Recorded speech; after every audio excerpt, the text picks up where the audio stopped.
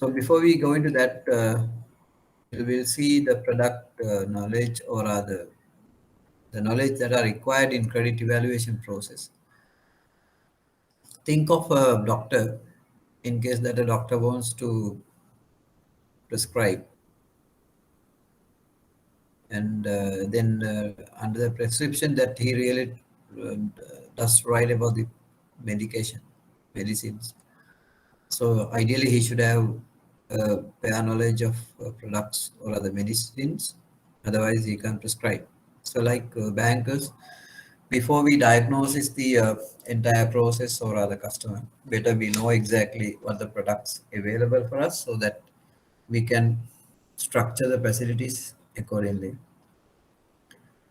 And during the evaluation, credit evaluation, in a way we call that internationally credit underwriting, requires macroeconomic and microeconomic understanding about the environment.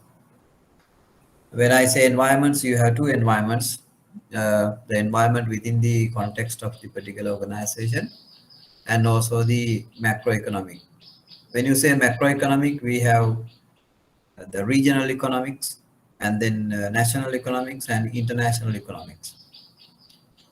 Depending on the scale of operation of the client and also the area of business, and we may have to know uh, a large scale of knowledge about macroeconomics.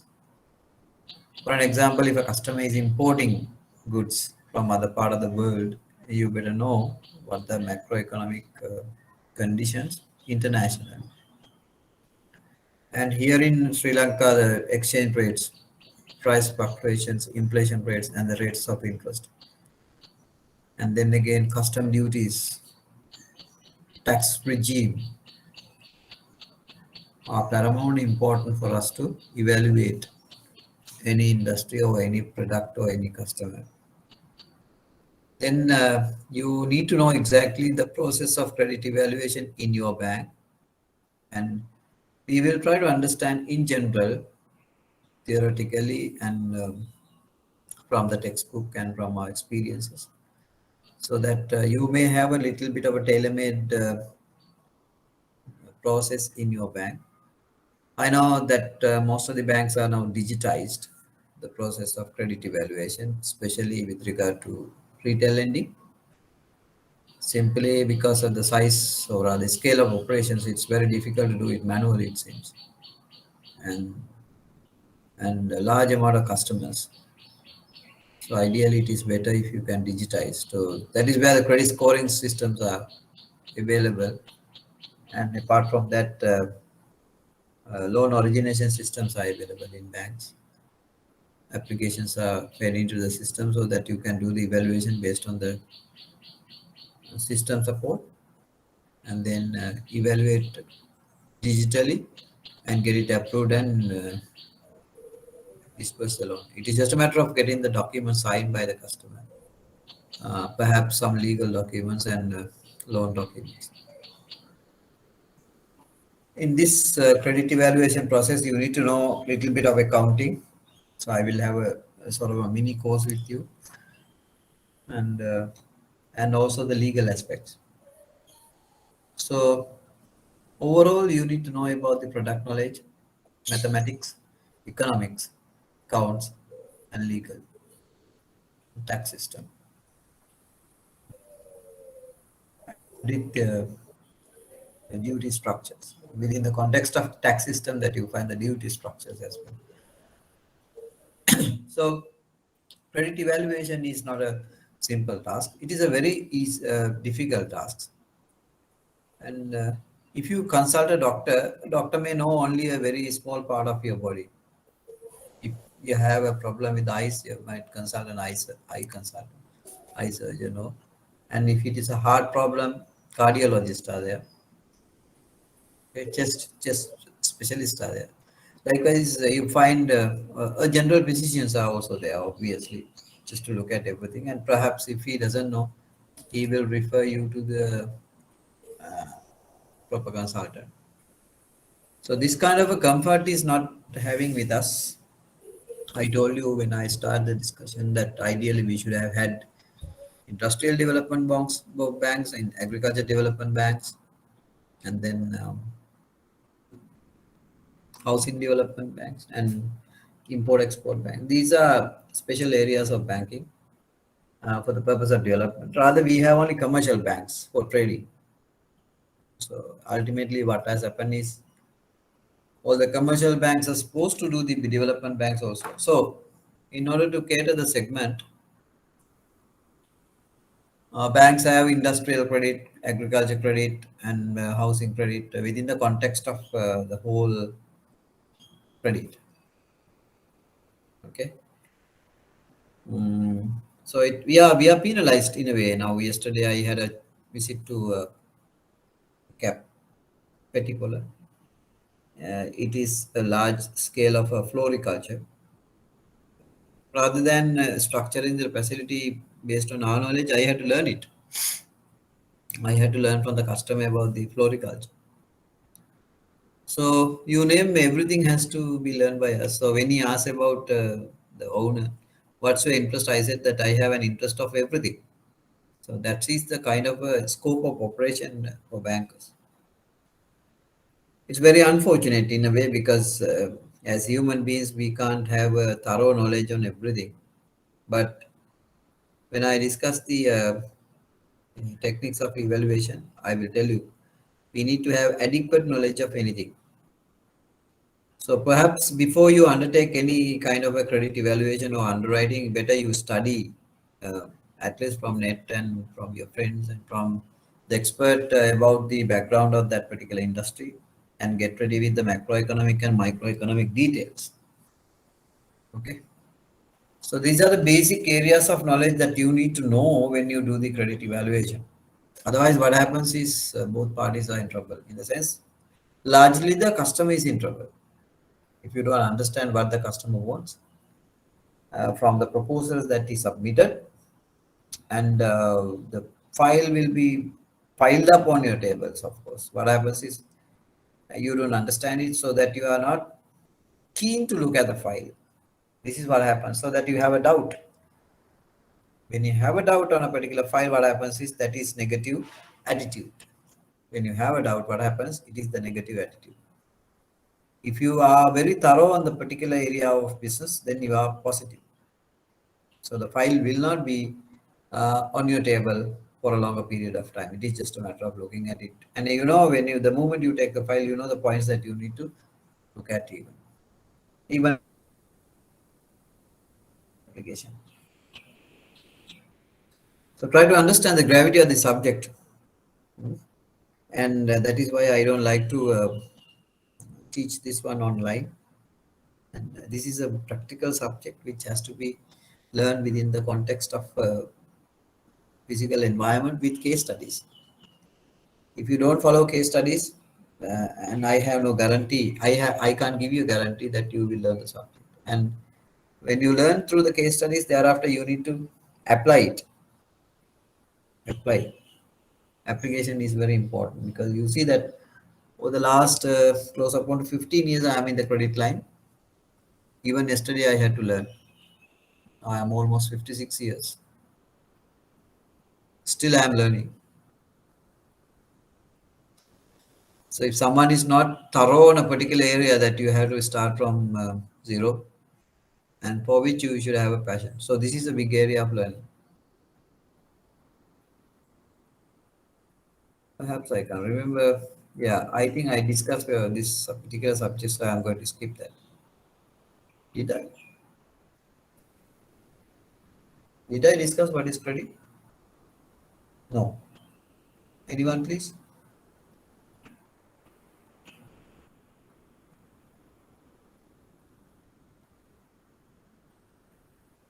Hello.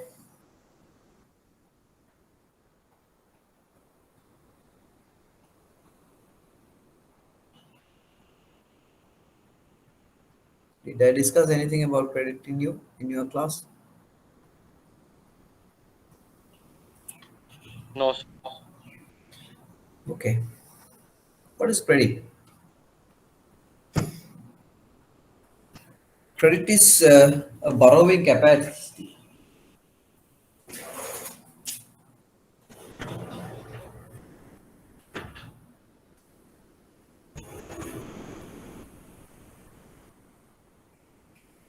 It is a borrowing capacity created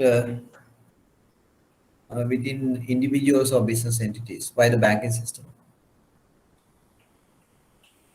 Now, when you say borrowing capacity, it start with there are three elements that has to be part and parcel of the term of credit. Number one, there should be a purpose for borrowing.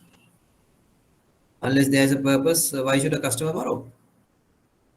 Because borrowing is a burden from his part of because he has to repay. Number one, number two, unnecessarily he has to pay additional rate of interest, additional interest.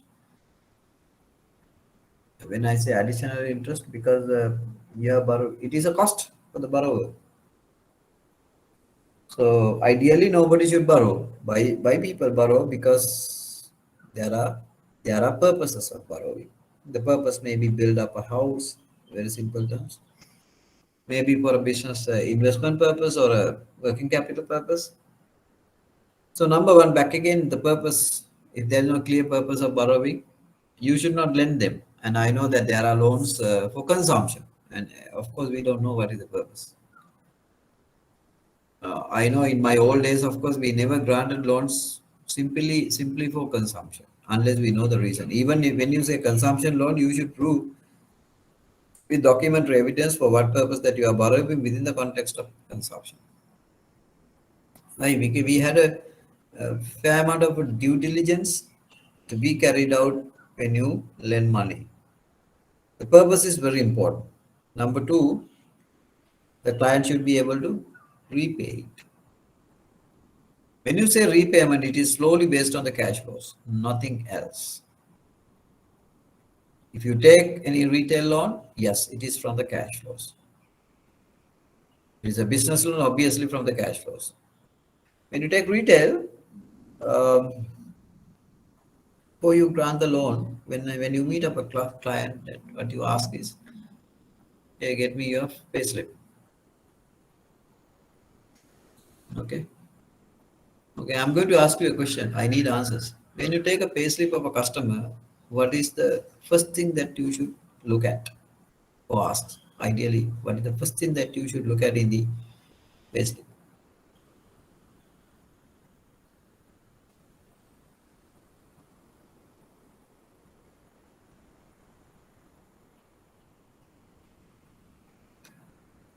Any answers?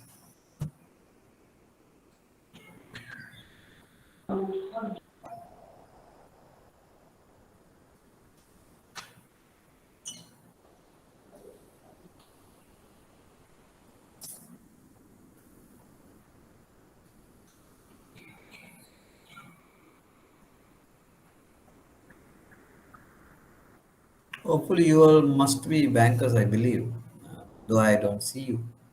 Salary and existing deduction. Good. What else?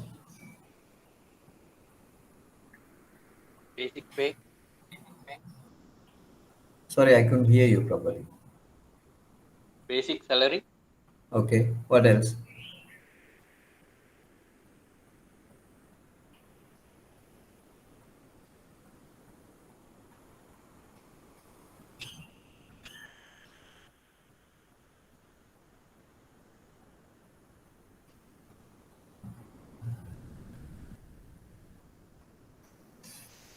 Your answers are partially right, but partially wrong. The first thing that you should look at is where is the work, because your conscious goes into the cash flow. You don't lend a person who is working in a place which is unknown to you. Perhaps in some banks, I know that the places are already defaulted. I mean that in the default form, like it is recognized. Even if you go to HSBC, they don't entertain all the people, all the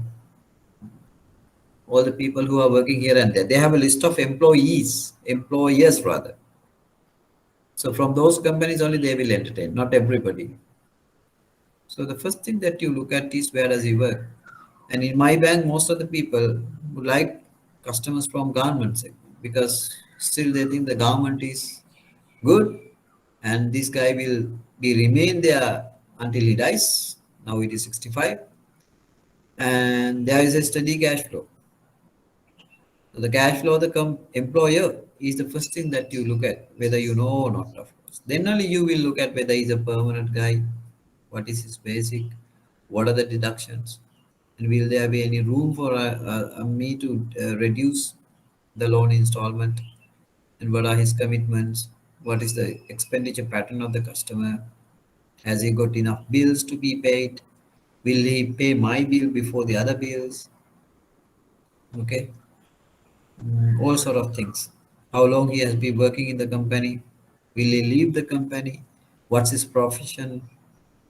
Is he in demand in the market? Or he is just an employee? So we have a fantastic scheme for army people, the people who are worked in the armed forces. I can, because of the fierce competition that banks were competing each other by giving enhancing the credit limit for these guys. For these guys, of course, sometimes if you grant them about 2.5 million, 3 million, what happens? It is almost like a bonus or sweep tickets. They have a lot of problems. They left the company also, they left the forces even. Because with the money that they couldn't pay back, right? Cash flow is very important. When it comes to business, of course, there's no space left, but we just take the existing financials and then we do the projections. When you say existing financials, ideally we should look at last 3 years P&L, balance sheet, and the cash flows. P&L is to know exactly whether there is a top line, mid line, and the bottom line. Whether these three lines are very strong. What are these three lines? The revenue streams, the cost, and the profit. Obviously, they may have a good profit, but the volumes, you need to look at volumes. And why you are looking at the volumes of profits? Because from the volumes of profits only they are going to pay us. Why you look at the percentages to compare with the other companies in the industry, whether they are making the right amount of GP margins, NP margins, etc. Then you need a balance sheet to know exactly whether we can finance him in terms of financial leverage, total assets divided by equity. How many times the leverage? Is he highly geared or low geared? So, because if he has highly geared in the sense that he has borrowed from many banks, what happens is that his repayment ability may have gone down. So we have a doubt whether we can recover our loan. Okay, and you cannot be happy only with the fast financials. Based on the fast financials or trend analysis or algorithm or rather regression analysis or whatever it is, of course, then you will do the projections for the next couple of years. Are there any guarantee from the fast finances that the loan is going to be recovered unless you do pragmatic projections based on the assumptions? Who brings you the assumptions that you have to do? The credit officer is responsible for developing assumptions and then do the forecasting and finally come up with the projected P&L, projected balance sheet, and the projected cash flow. So that is why most of the people don't like business banking.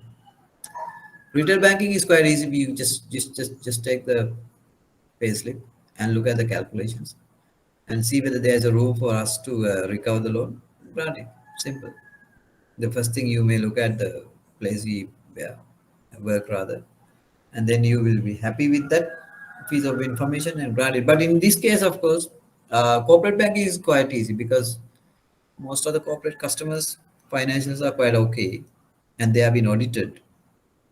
And obviously, the professionals are working for corporates, so that you can expect them to have fair amount of accuracy, ethics, mm, so that you are confident of working on the numbers that have been available. But when it comes to mid-size market or the SMEs, of course, the numbers that they do provide, of course, not reliable. I would say not reliable because I have enough experiences. And the numbers that have been audited are mostly wrong. So I would rather blame the audit companies and the accountants here in Sri Lanka because none of them have paid attention uh, to provide accurate numbers, so that we have to do our own exercises or other homework to ensure these numbers are all right. And based on that only that we can make the projections. And then only we will ascertain the loan serviceable or other servicing capacity. Right. So number two that I said is capacity. Number one, I said the purpose, capacity. Number three is the contribution, amount of money that he will contribute to the purpose. So that means the bankers don't 100% finance, unlike the finance companies for leasing purpose. Where leasing is a different business model, where the leasing company has the property, he will be giving it to a client on a rent basis. But here we loan them, so that they need to have certain amount of money as a contribution, even for a housing loan that you are expecting at least 25%, 20%, or whatever it is. So what does it mean? He has a capacity in terms of to be in term to be categorized as a credible customer. So that we are looking at the credibility of any customer in terms of three things. Number one, the purpose. Number two, capacity. Number three, the amount of contribution. In business, we calculate this with financial leverage. Total assets divided by equity. How many times the leverage or gearing or the equity ratio? You look at the Companies Act 2007, there's a solvency test. Okay. So any company to borrow from a bank should be highly solvent. If they are insolvent, probably they can borrow. That's the kind of a test that we do uh, before we do grant the loans. Okay, this term credit can be divided into two. One is loan, the other one is advances. Okay, so let's try to understand the difference between loans and advances. Okay, right. Before we go to the credit process. So before we go to the credit process, and we'll try to understand the difference between loans and advances. So that purpose, I have a separate discussion. So I have a separate slide presentation. Let's go into that.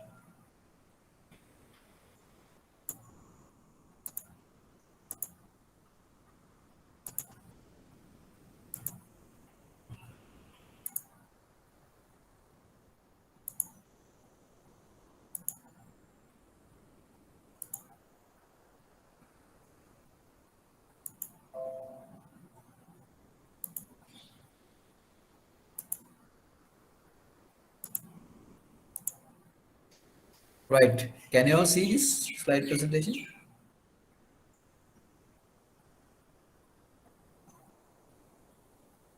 Yes, sir. You can see. Okay. Financial services available. When I say financial services, it is not only on balance sheet items, but also off balance sheet items. Both. Funded items, non-funded items. Before we go into that, let's try to understand this. What's a business? How do you see a business? One thing that you could see a business from a balance sheet. Okay.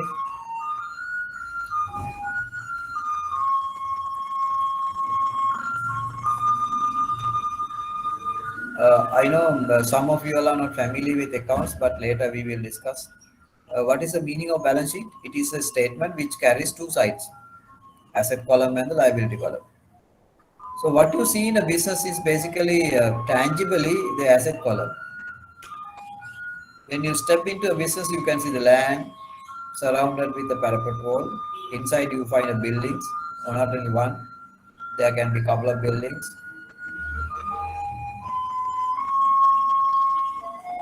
When you breathe through the buildings, you could see if it is a manufacturing one, the plant, and the machines. By the way, what is a plant and a machine? The plant is a set of machines. Probably it is fixed on the ground, and you can't take like a movable item like machines. Machines are standalone things which can be moved here and there. So this is very important because for the purpose of taking mortgage of these assets. The land, building, plant can be taken together as one. The machines are separate. Even when you fund, of course, you will take the life of machine as 5 years generally in Sri Lanka, and the land and building together, you might go into 10 years even because plant cannot be um, depreciated within a period of 5 years. It might be longer than that. And when you say it should not be fixed with nut and bolt, ideally, it should be fixed with cement and concrete so that you can take it. Even if you take it, there is no value with. So a lot of plants can be taken away from the place, but then the value goes down. Okay. Tools and equipments are the things that are supportive equipments. Equipments also can be taken as mortgages like the backhoes, loaders, hammers, heavy machines, and which are not in running conditions like on the roads. They are not permitted to work on the roads, go on the roads rather, not on the vehicles. Yeah, it's registered with RMB, but equipments are not registered with RMB because they are equipments, not for the purpose of transport, either passenger or goods. From with the equipments, you can't transport anything or passengers or goods. Equipments are part of the entire plant and machinery. Tools are very small things. I don't think that you will take the mortgage as a tools, but equipment, yes. Compressors, very heavy things, and you find air condition also can equipments. Fans are they are fans. Equipments. උපකරණ කියලා කියන්නේ. Tools වලට මොනවද කියන්නේ සිංහලෙන්?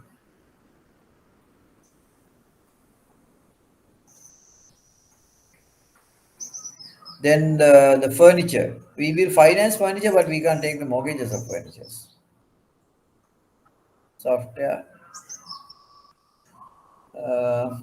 Sometimes I see that some of the customers they say, I don't have any tangible securities, but why don't you take my passport as a security? I'm not sure whether you take it or not, of course. Investment, we will finance investment, but we can't take the mortgages of investment. But still possible.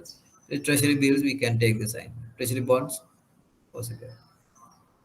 But if it is it's a SPV like another one, so we will take the mortgage of the entire other company investments. Okay. Then current assets, raw material, work in progress, finished goods, you must be knowing all these things, and the debtors and cash, day-to-day requirements, payment of stuff.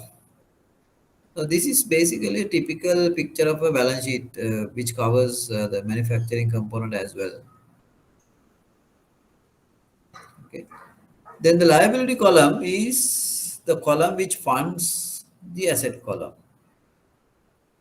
So it's basically a debt and equity combination. You could see the shareholders' funds are going as equity. Equity has basically three components. One is the paid up capital, retained earning or reserves rather, paid up capital, reserves, and retained earnings. Okay. We have a dilemma always. Most of the balance sheets, if you look at their paid up capital, is only just 10 rupees, but they are reached only with the retained earnings. Later, we will discuss how best that we can hold on. So we sometimes put a covenant, at least certain percentage of reserves need to be converted into paid up capital as shares. Because shares only reflects the ownership of the company, not the retained earnings.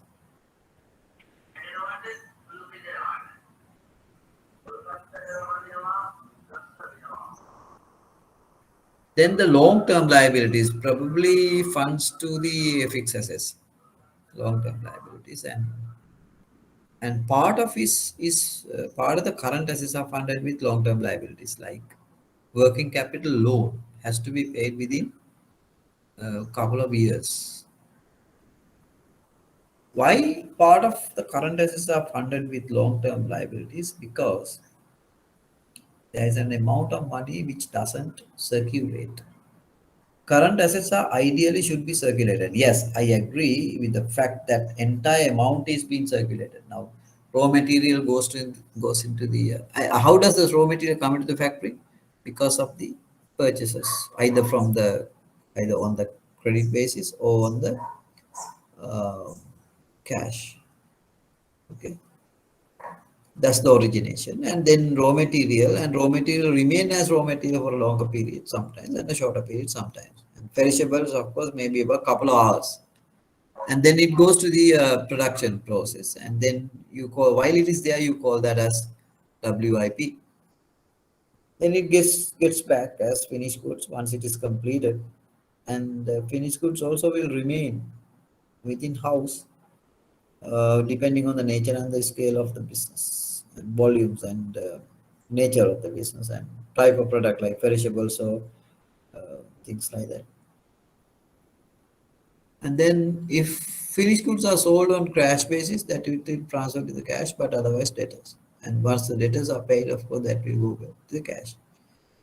So this money is being taken back again by the company for the purpose of settlement of creditors, accruals, and bank advances. Remember that part of the accruals are also a source of financing the working capital. Like what? The salaries. Ideally, the salary should be paid on a daily basis for the people who have rendered their service. But the companies don't pay that. Even banks, we get our salaries on the 24th. Until 24th, the banks owe money to me. So that will be credited only on the 24th, but that's entirely for the month. So that then I owe money to the bank for the remaining period from 24th. Now this is fairly okay for us because we are privileged people since we are working for banks. But take a garment factory where the entire month salary will be calculated and credited only on the next day, next month, 10th. Next month, 10th.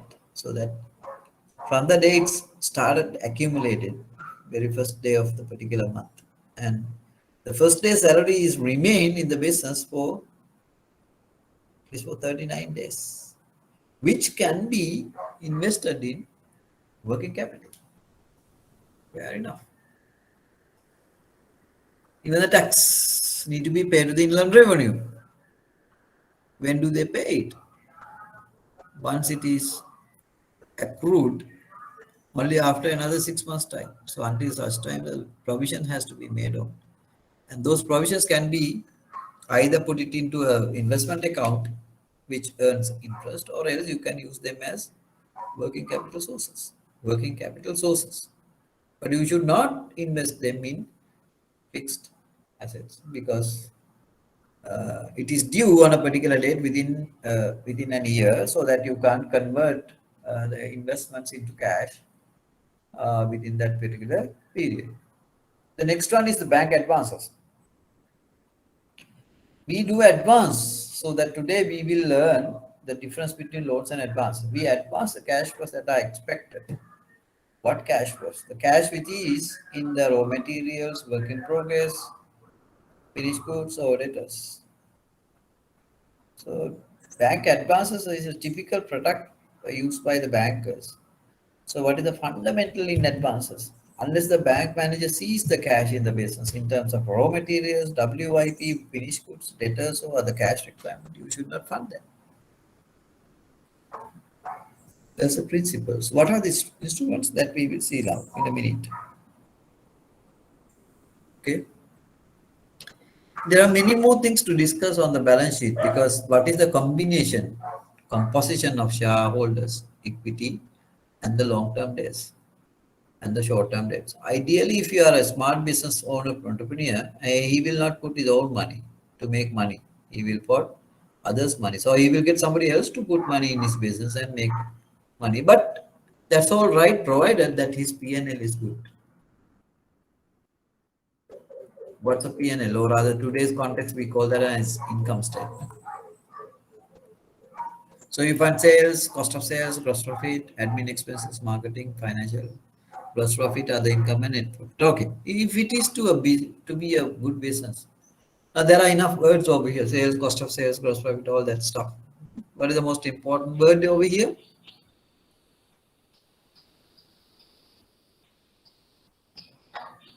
What is the most important word among the words over here to make sure that it is a business? Sales. Sales, yeah. The amount of sales, the cost of sales is a business term.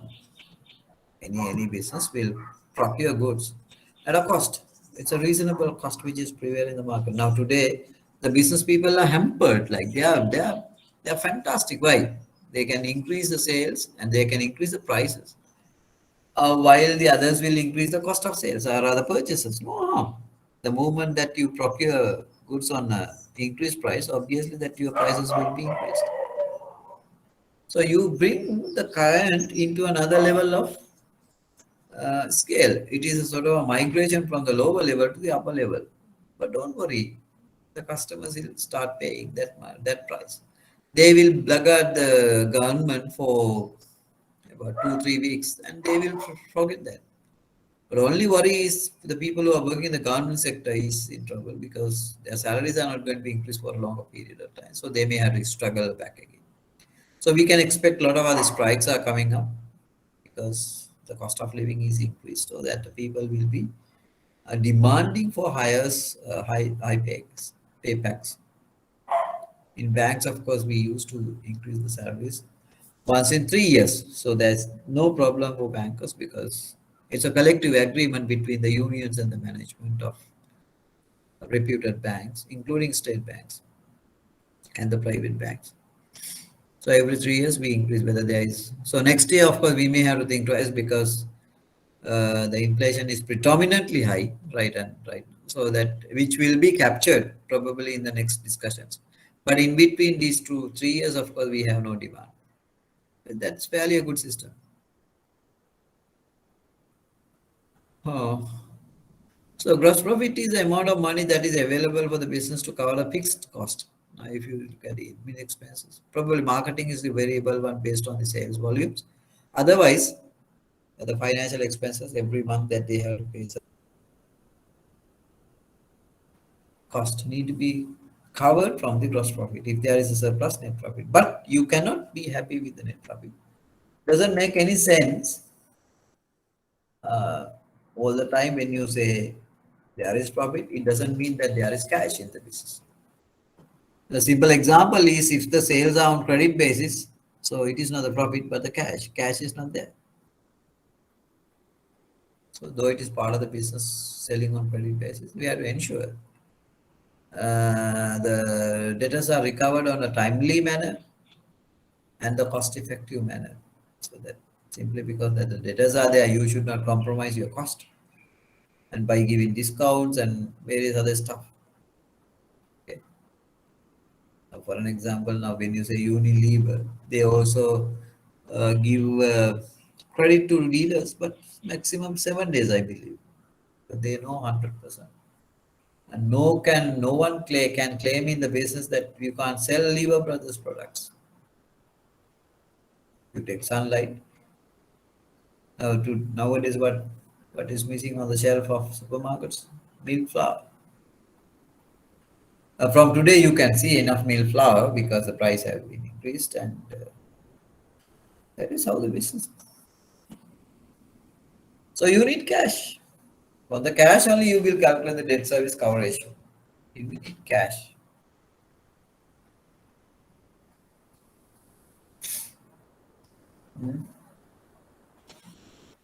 So if I give you a simple example, I used to give this example for everybody, so you also can take it out.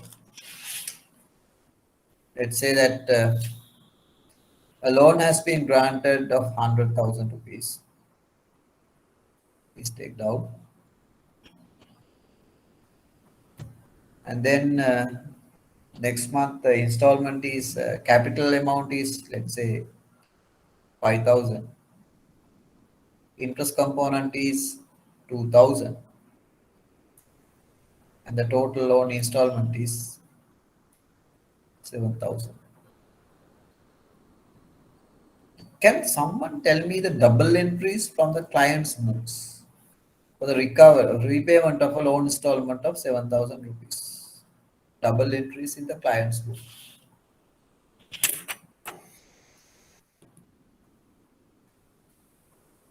Hello. You can work it out and tell me. Take time.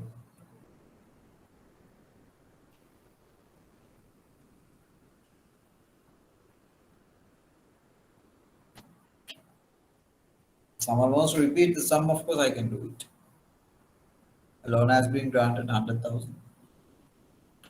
Customer is going to pay the first installment, which is 7,000 rupees. The capital is 5,000. Interest is 2,000. Tell me the double entry, supposing if he is going to pay on cash by cash. I need the double entries in the client's books, not in banks. We know that.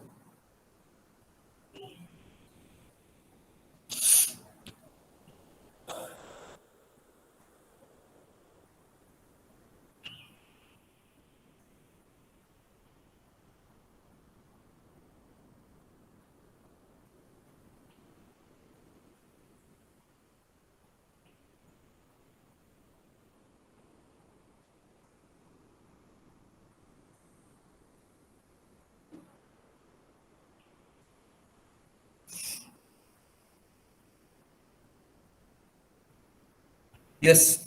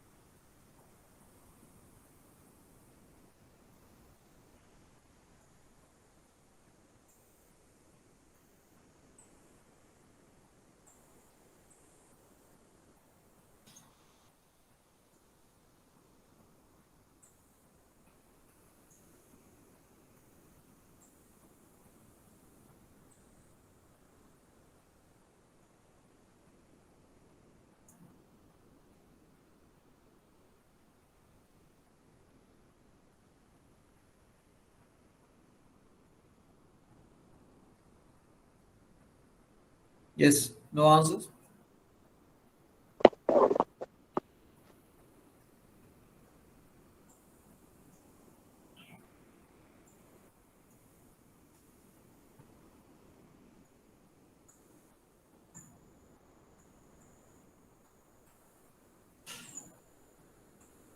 You can just tell me the answer.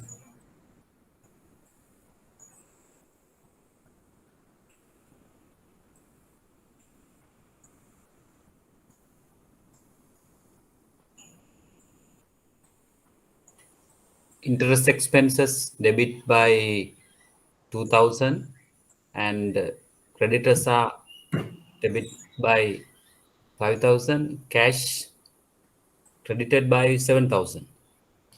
Okay.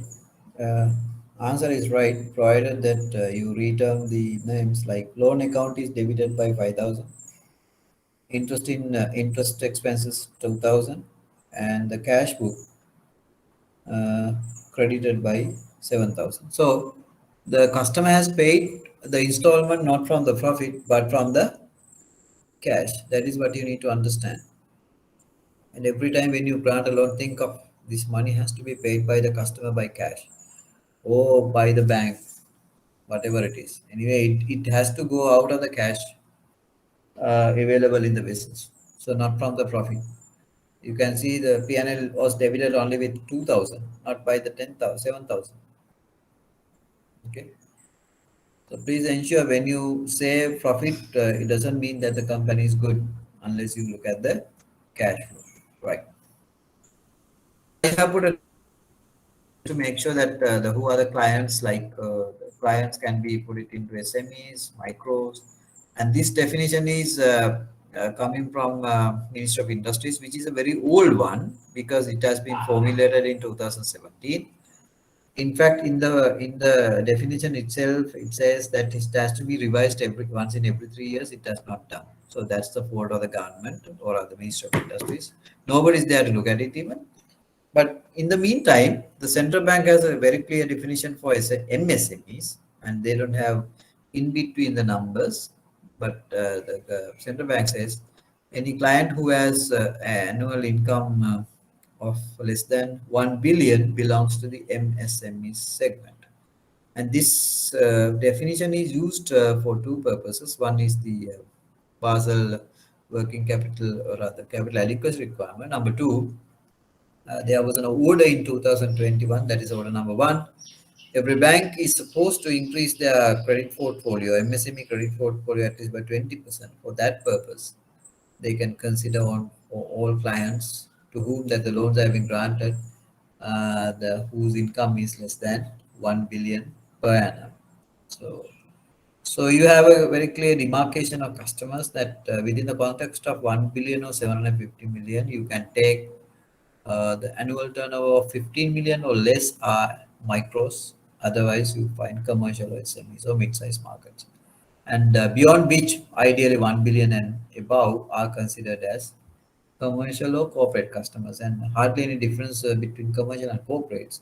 But I would say the corporates are the people who are listed in the share market, and not the reserve board, but the corporate entities. Okay. So when you look at your clients, of course, you find individuals are there, and then again sole proprietors partnerships. And most of the sole proprietors and partnerships belongs to the individuals, because we don't consider that registration as a legal entity unless it is a limited liability. So what you can advise a customer is you start with the sole proprietorship or a partnership. Anyway, if someone wants to do a business in this economic environment, that need to be registered, because there are acts like fraudulent act prevents to prevent fraudulent transactions. If a transaction is more than 1,000 rupees, it has to be in a written format. And also we have the business registration, business name registration act. So unless you maintain your business in your full name, you have to register your business. The purpose of registration or all this, these are registrations, okay? Whether it is a limited liability or public-private registration. The public-private is based on the number of shareholders. Otherwise, large amount of shareholders, it has to be a public one. And it is more than 20. And otherwise, why these registrations are required? Because any business should carry on based on ethics and within the context of legal framework. Okay. Uh, so legality is very important from the legal perspective. And then from the business perspective, you have to develop a brand. So it is not the individual names brands, but ideally it has to be a business brand. Brand reputation is very important for you to, for the customer to client to carry on the business. Brand reputation is very important. And then thirdly, that the company and the individuals liabilities can be separated, ideally if you can develop a limited liability company.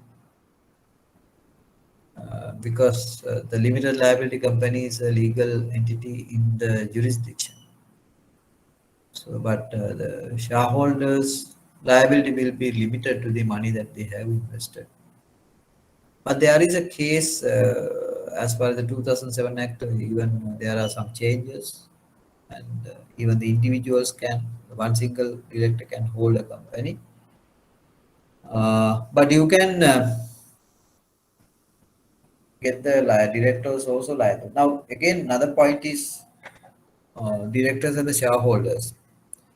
Remember, the shareholders are not truly responsible for the operations of the company. It has been vested with the directors. Directors' responsibilities, duties are very clearly reflected in the Companies Act. The directors are empowered to carry on the business so that they will be responsible for the ultimate business operation, but not the shareholders. Because sometimes the shareholders are not within the board of directors even. Probably their intention is limited to the money that they have invested.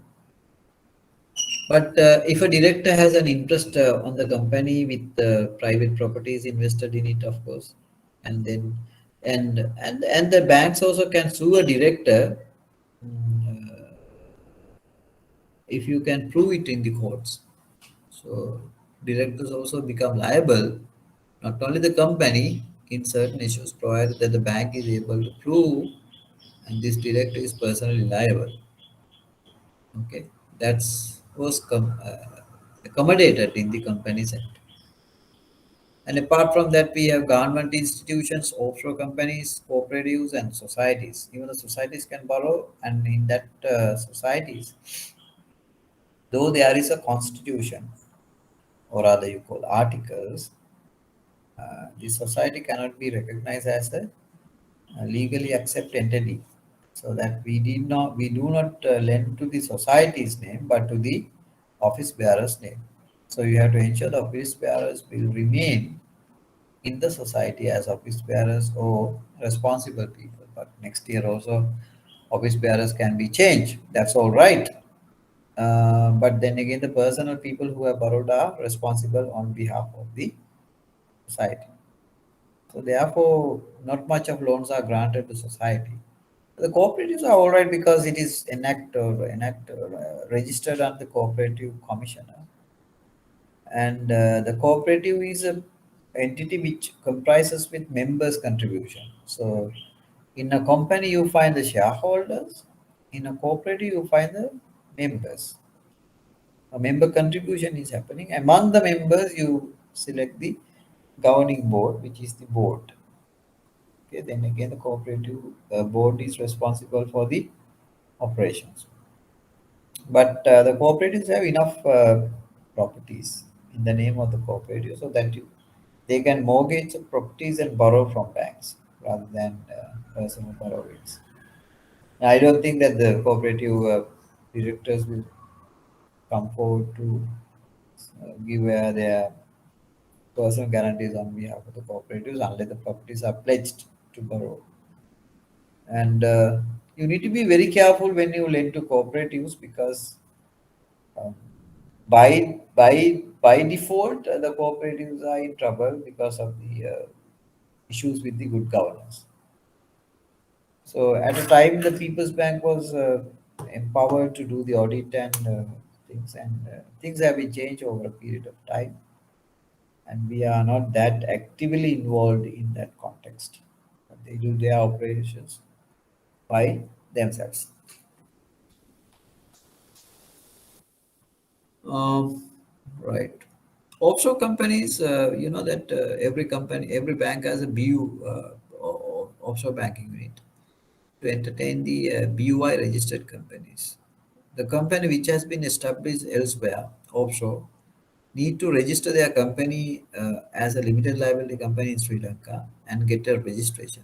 And also they need to, along with that, they need to register with the Board of Investment. So Board of Investment registration is not sufficient unless they carry the uh, company registrar's registration. So that simultaneously they need to be a registered company with the Board of Investment plus the locally to do the business with the register of companies.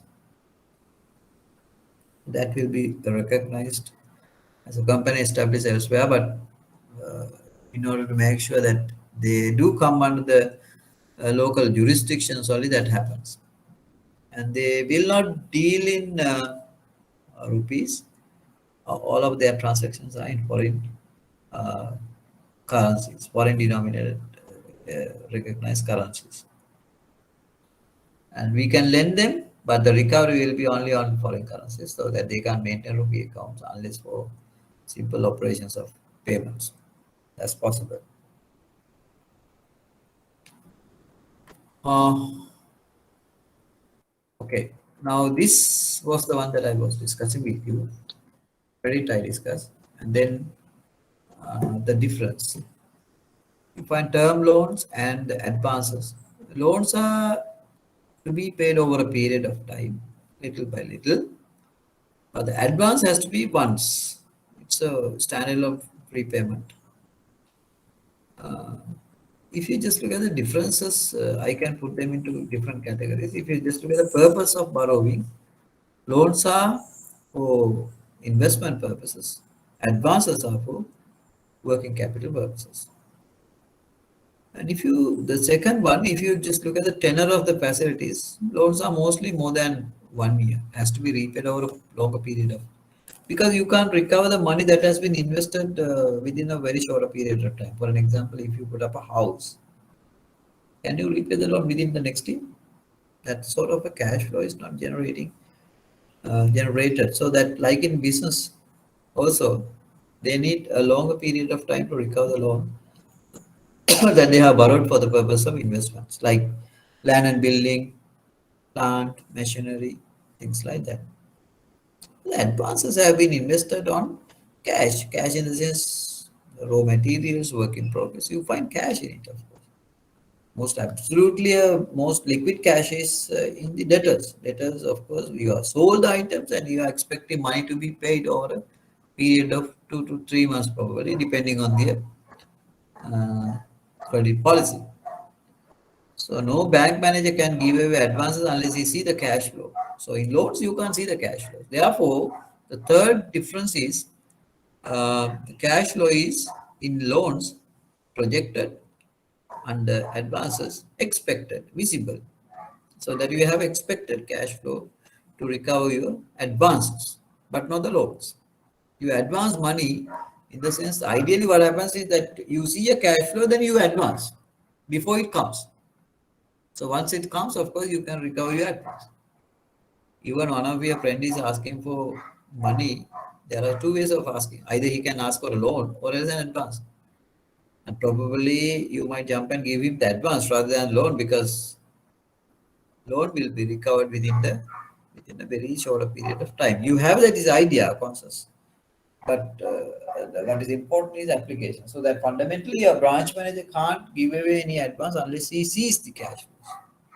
Unless he sees the cash flow. The fourth difference is the repayment ability is determined loans with debt service coverage.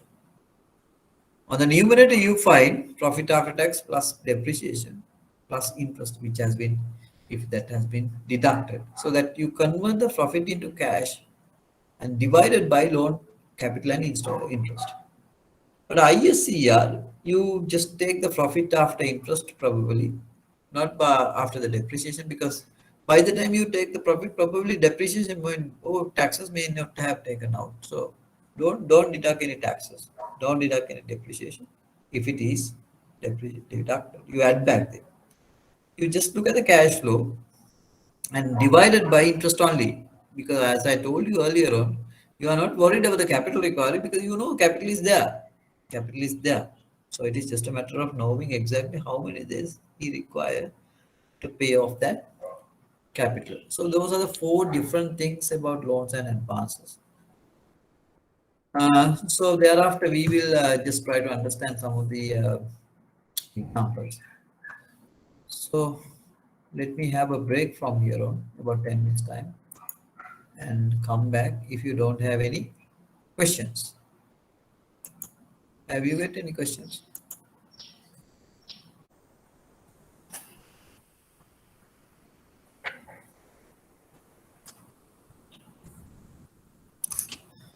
So there are facilities for individuals. Now you can see exactly the difference, demarcation, loans and advances. So Under exchange loans, you find housing loans, consumption loans, vehicle loans, education loans, so probably exchange rate cultivation the loans for individual reputation. purpose, but ideally it has to come under business. That you have a lot of schemes like under housing, you may have your own brands, loans for purchase of houses, purchase of renovation of houses, purchase of land. Sir, excuse Yes, me, sir. yes. The screen is not sharing. Presentation screen. Okay.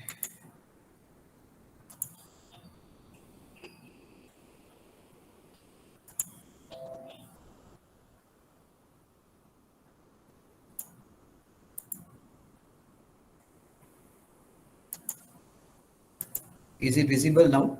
No. Yes, sir. It's okay now.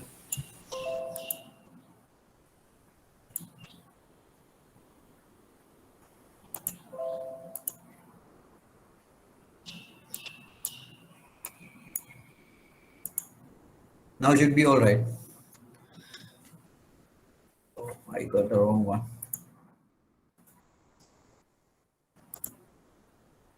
Can you all see now?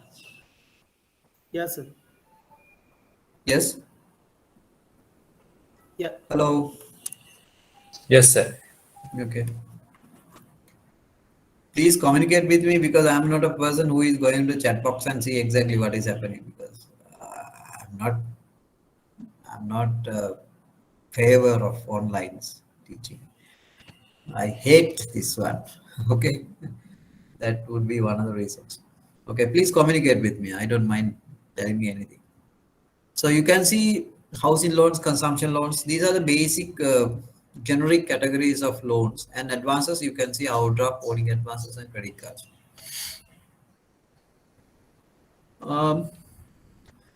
Within the context of generic categories, you can see the brands and the schemes are available. Under housing loans, you may have loans for purchase of lands, purchase of houses, renovations, things like that. And if you take banks, of course, they have various bands, of course. They brand it from the birth to the end. I'm not going to discuss that, but we just look at the advances. Uh, Most popular advance in the world is the credit cards. Here, what happens is pawning advances is typically in Sri Lanka, otherwise, no, because it's not known to the many other people in the other part of the world.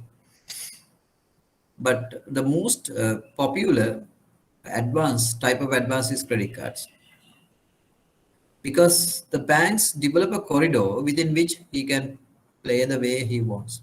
Now, as a result of that, you can see purchase of house equipments, things like that also comes under credit cards, which is fundamentally wrong because ideally you should have applied for a loan, not the credit cards. Fundamentally, a credit card only for the purpose of advancing your salary for a specific purpose, like mostly the consumption. So you should be able to settle it back again within a period of maximum 30 days. Though it is given 45, 50 days, these are useless words. You have a cash cycle of every month. Every month you are supposed to pay it. But unfortunately, in most of the customers, what has happened is the credit limit is filled. That's wrong. Credit card can be used, or I'm a heavy user of a credit card because number one reason is that I don't have to use hard cash. Number two, I can see the statement of expenditure. It's a comfort for me. Number three, I don't pay any cent of interest to my credit card because I do settle the entire amount of money once I get the statement. Because I know categorically it is just an advance of my salary. I know the limit of my salary and I know the type of expenditure so that I will be using my credit card only for that purpose, not for any other purpose. But of course, contingencies like if you are to be hospitalized, today's expenses are heavy so that you can use your credit limit. But later you should have either an insurance cover or else that your company should reimburse it or else use your own reserves. Supposing your insurance or the reimbursement facility is not sufficient enough, you ideally better use your reserves. Or rather, you might take a loan to settle the credit card. Don't keep it under credit card. But don't tell this to your customers because I know that you are working interest on that, of course. That's the business model of credit cards. Get customers to use more and more up to the next so that you are benefited. And later they will pay the late charges and all that sort of things. Okay.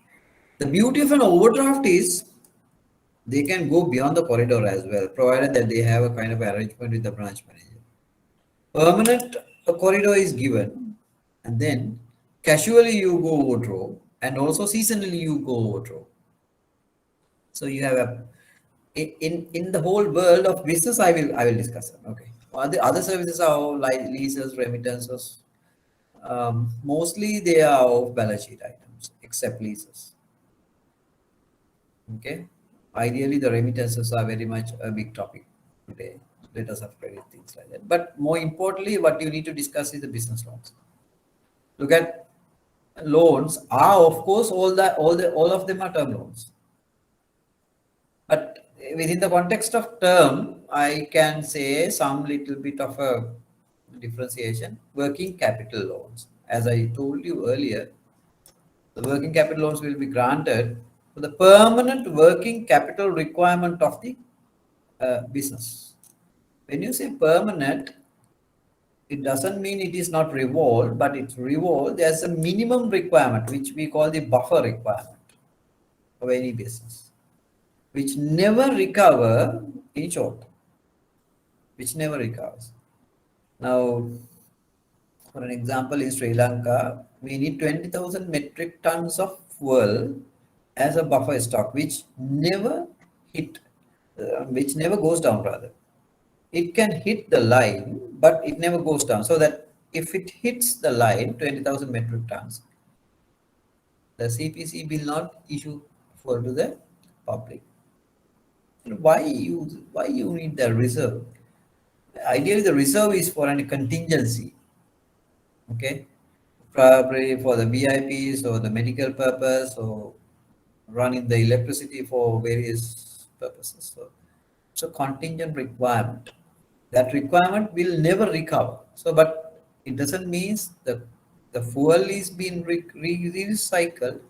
Yeah, it is, but the amount of the stock is not going to go down. Okay, I hope that you understand what is permanent. And then project loans. I would say the project loan goes as a SPV, special purpose vehicle. It's an off balance sheet funding. And when it comes to project loans, it is a loan given away for not only our investment, but also for working capital, a combination of that. So you can see project loans are quite unique. Leases, then what we need to discuss more on the advances.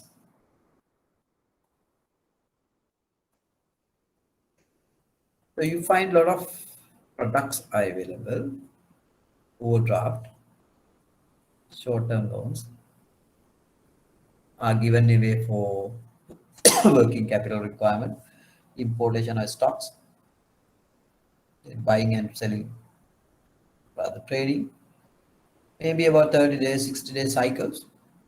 Okay. And then pledge loans. Paddy millers need pledges. Why? They have seasonal harvest, but the machines, paddy mills should run continuously 364 days. So what they do is they take the entire harvest, whether with water content or dry form or whatever, and put them into their stores and dry it and take.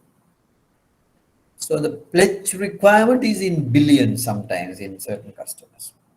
Small paddy millers maybe in millions. The pledge, what happens is you may have to learn about products more and more. Pledge, of course, we take the possession of the good and not the ownership. Ownership remains with the customer. We take the possession of goods to our hands. So ideally that paddy should be kept in our warehouses. But unfortunately, bank doesn't have any warehouses, so that what the arrangement is, we sign a lease agreement with the client to lease it out for the bank and then put them into the most secured premises and padlock it. But as a practice, of course, we get the customer also to padlock it because there are chances where the customer might make a claim that we steal the paddy without his knowledge, because the ownership remains with him. So we have a huge responsibility of having the possession. So that has to be insured in our name. We are responsible for it. Okay. And the people who have been working for big banks, you must be knowing, there are enough cases, especially in the North Central and then again eastern areas and all, and people go right with the bankers. Like I mean, that they put some paddy husk as paddy, and they cheat the branch manager and advance money. Later they go away from paying the loan. So ultimately, the branch manager has to lose his job. So that's a kind of a very cumbersome procedure. But the managing pledges for large number of huge corporate customers is a different practice, which I don't want to discuss over here. Trust receipt loans are working on trust, especially with regard to importation of goods. Once the goods are imported on LC basis, the LC document is basically a quasi-negotiable instrument, a 50-50 basis like negotiability. And the goods comes in the name of the bank. We are the consignee. Ideally, in a typical LC transaction, what happens is we sign off the document and give it to the customer so that we have the consent of delivering the documents on negotiation. And but in this case, what happens is we do the same thing, and the goods are owned by the bank until it is being paid by the client. So that what happens is we sign a document and release the goods to the customer. So the document is deed of trust. Release the goods goods to the customer owned by the bank. So the possession is with the client, ownership is with the bank. So in case the customer doesn't pay us, that comes under not under civil ordinance but under criminal ordinance. It is a breach of trust. So the moment he breaches that one, in the sense either he has to repay the money by selling goods, or else he has to return the goods that he took under a trust agreement. So if the goods are not there or the money is not recovered, so that we can make a complaint to the police station and get the fellow in jail. So which is a criminal activity. But otherwise, all the other things comes under civil ordinance. You can't put the man into jail unless there is a legal procedure. Juridical procedure is happening, and finally you have to ensure that he is the culprit, but still we can't put that fellow into jail. There are recovery actions, basically, what do you call, granted. But unless it is, which comes under bankruptcy law, which is very rare in our country, but in other part of the world it happens. Hypothecation is an example where the possession and the ownership, both of the goods, possession and the ownership gives to the customer. And that is not based on the trust. It is based on a hypothecation letter. Letter of hypothecation is the only security document. Supposing if he defaults the loan, we can sue the customer based on that particular document. So we had the goods, we transfer the ownership along with the possession, and for a shorter period of time, thinking that the money will be backed again in the bank. But if he breaches, we can work on the document and get him to the courts. Bills either can be discounted, purchases, and negotiated. But why there are three different names then? What is bills? In a practical sense, that you import the goods and manufacture and put it into the ship. So you get a set of documents which has two categories. One is the financial document, other one is the commercial documents. Under financial documents, you find financial instruments are there. Under commercial documents, you find the bill of commercial invoices there, bill of lading, and certificate of origin, insurance certificates, packing list, so on. If a bill is a set of documents are coming under LC terms, then we can negotiate, so that we become, for an exporter, we become the negotiating bank, in the sense when he presents the documents to the bank as his exporter's bank, we need to send it across to the other bank. Until that goes there and get it realized and get the money back again to the exporter's bank, it takes time. But before it comes, he can negotiate with the particular exporter's bank client who exported the goods and get money advanced. That's called bills negotiation.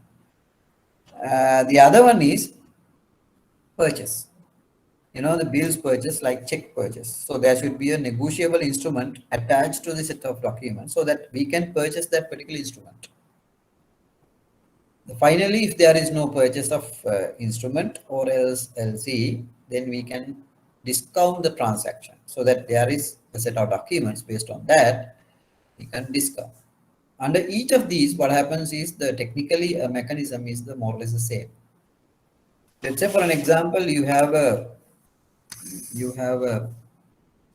bill of $1,000 when we negotiated with the bank. So that, let's say today's context is 275 conversion rate, so that you get how much?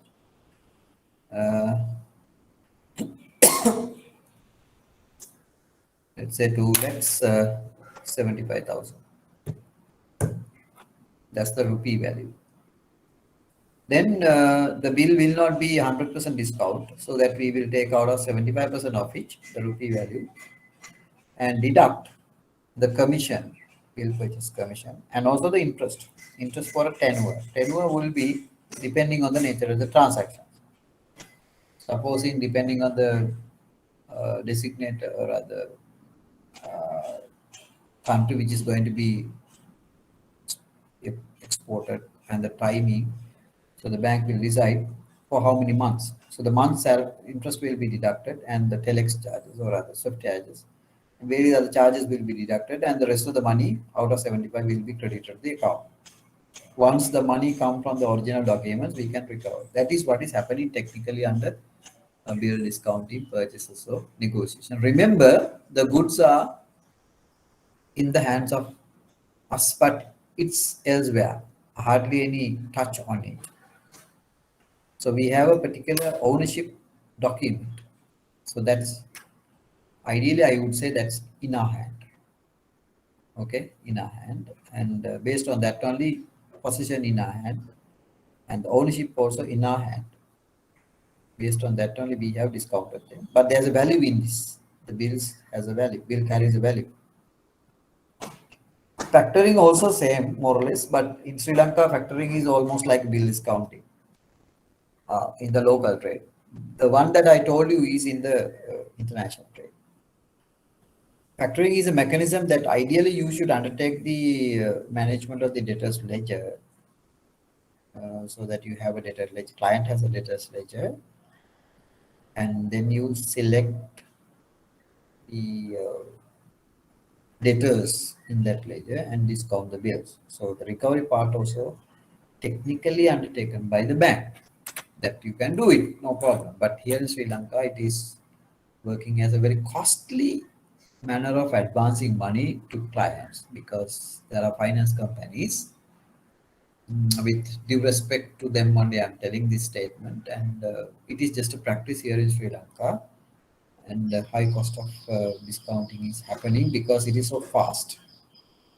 Sometimes the client due diligence also compromised. That is what I understand. I don't say it is bad, but my observation is that the people who have factored with the finance companies are under trouble, either because of not having a proper due diligence or else the cost factor. So when I see in the evaluation, somebody has gone into factoring while there are many other options for discounting, or why should he, is the question that I'm having.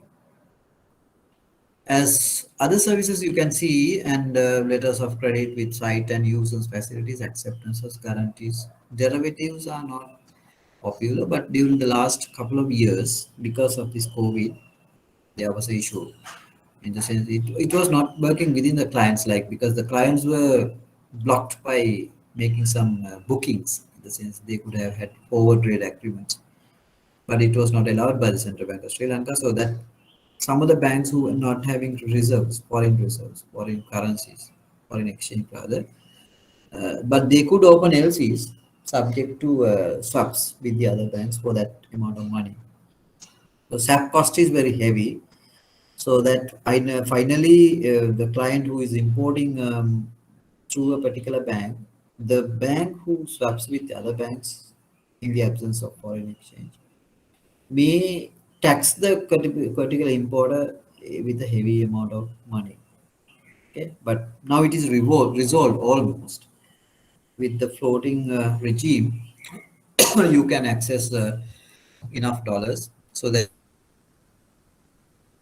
the bank can access enough dollars so that finally for our clients, opening LCs in the sense we are selling dollars or rather foreign exchange on two bases, on a spot basis, which is the side basis, or else a deferred basis, which is the usance basis. So if it is a usance LC, once it is open and at the time of accepting, it is called an acceptance.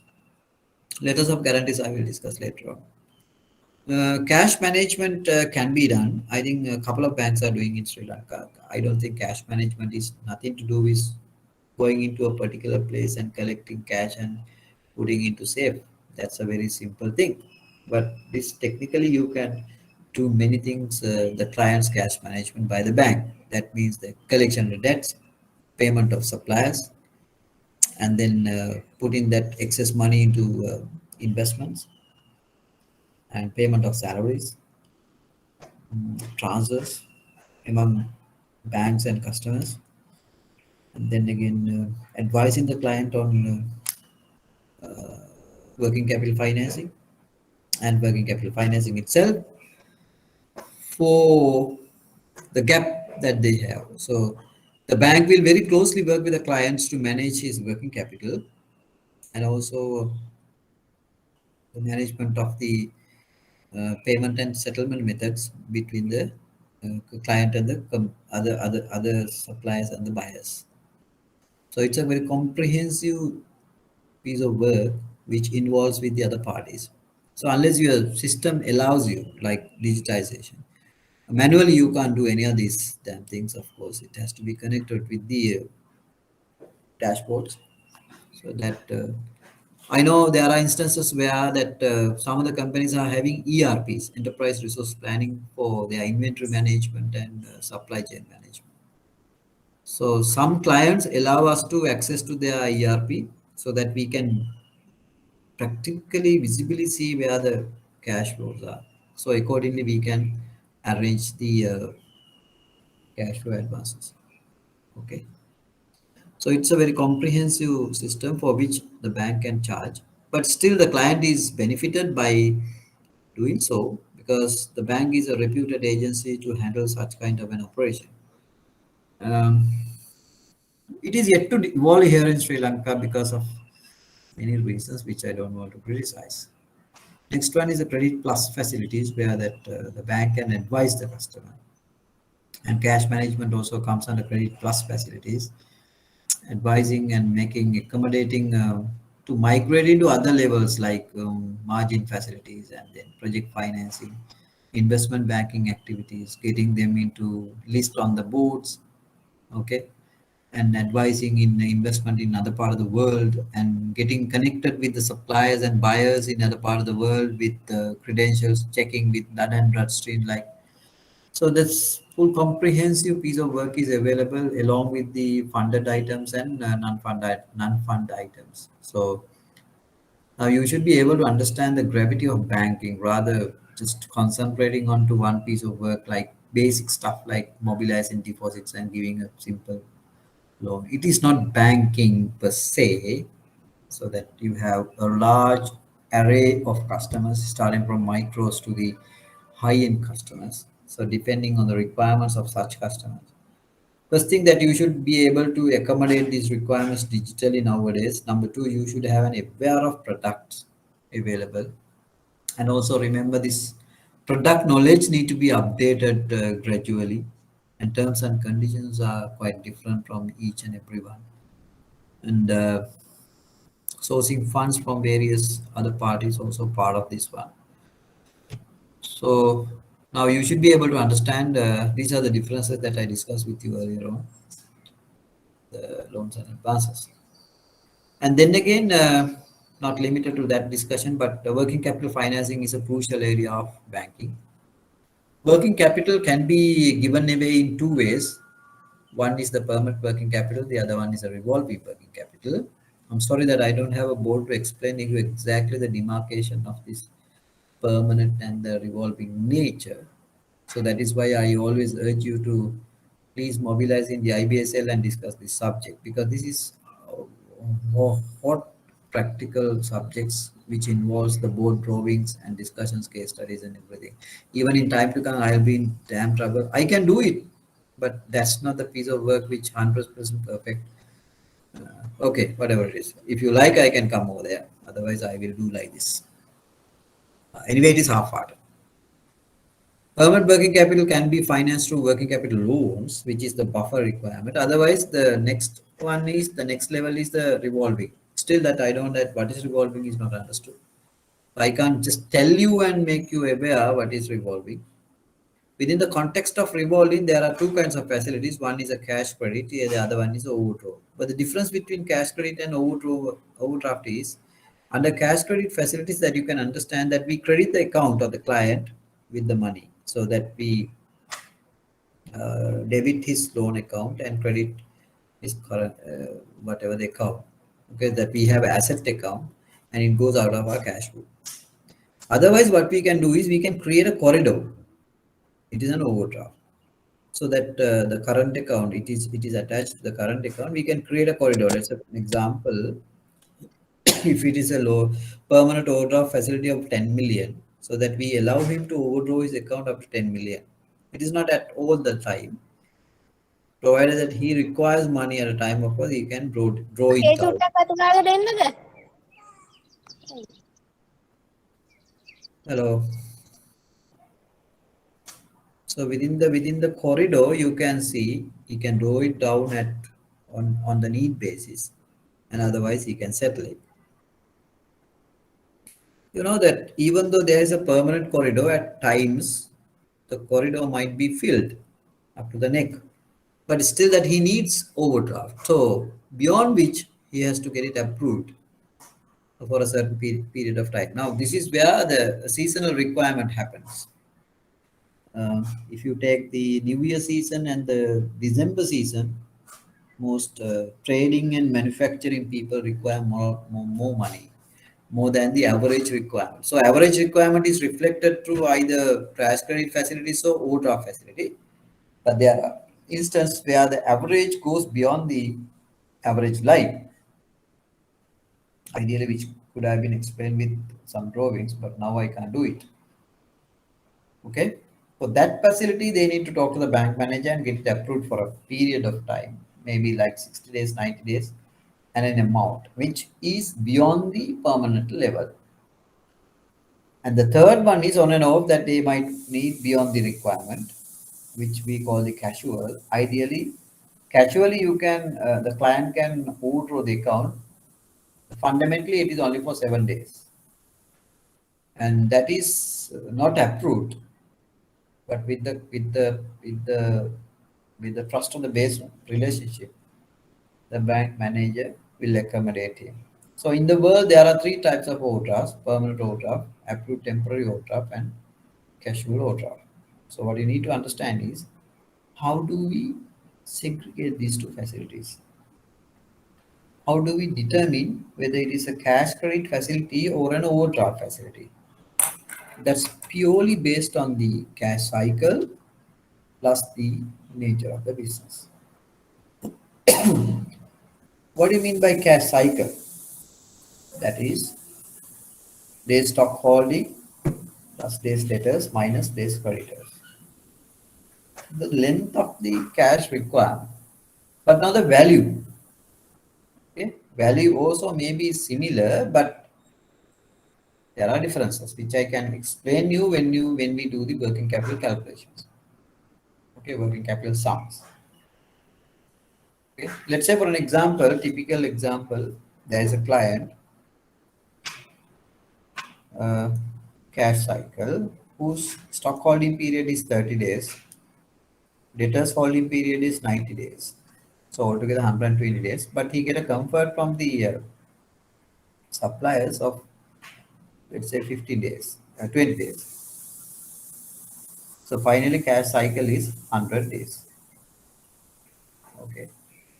Now you can determine exactly, if you look at the cost of sales of this business, let's say 20 million.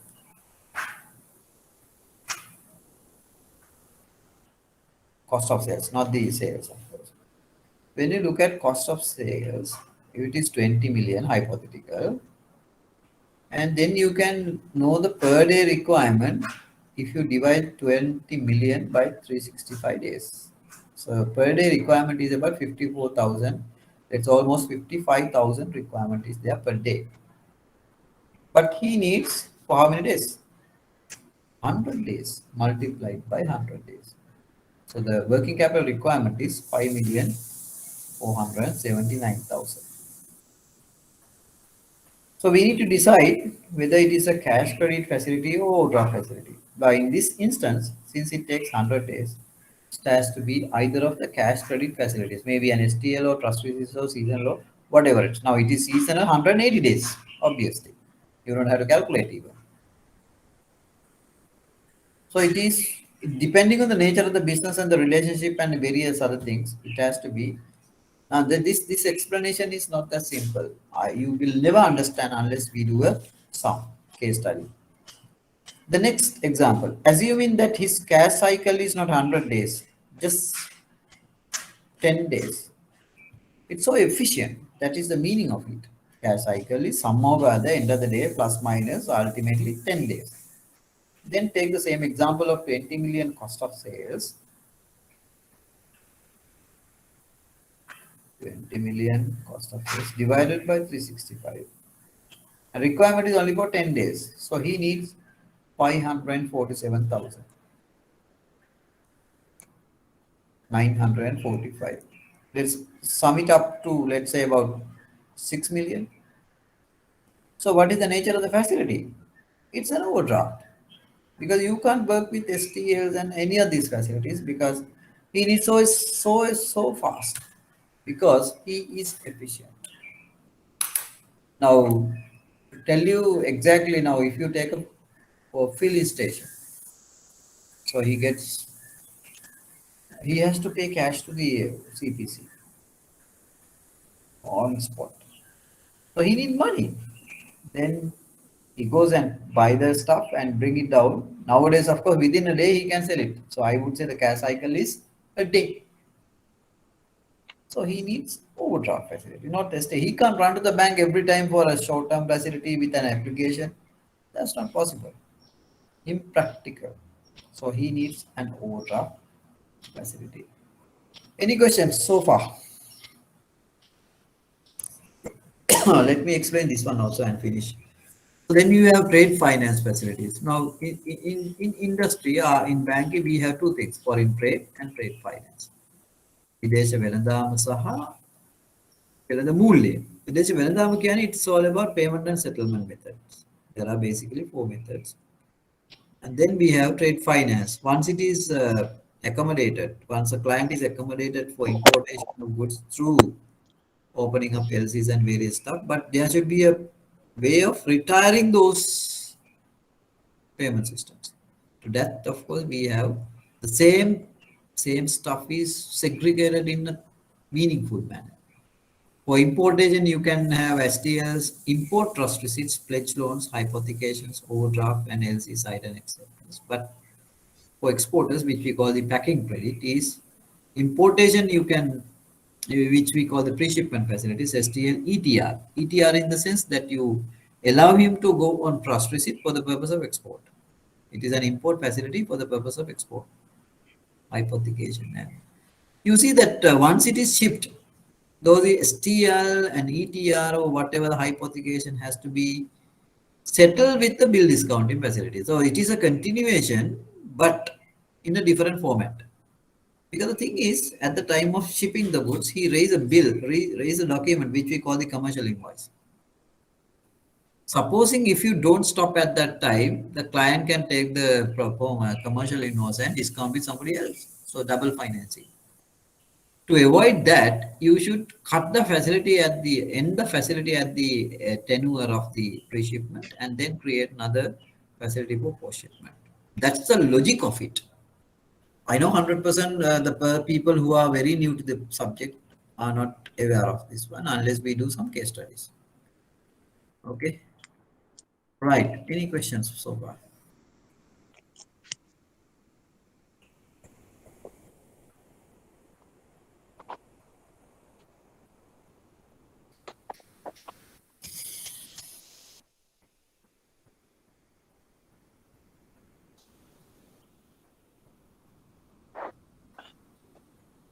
questions?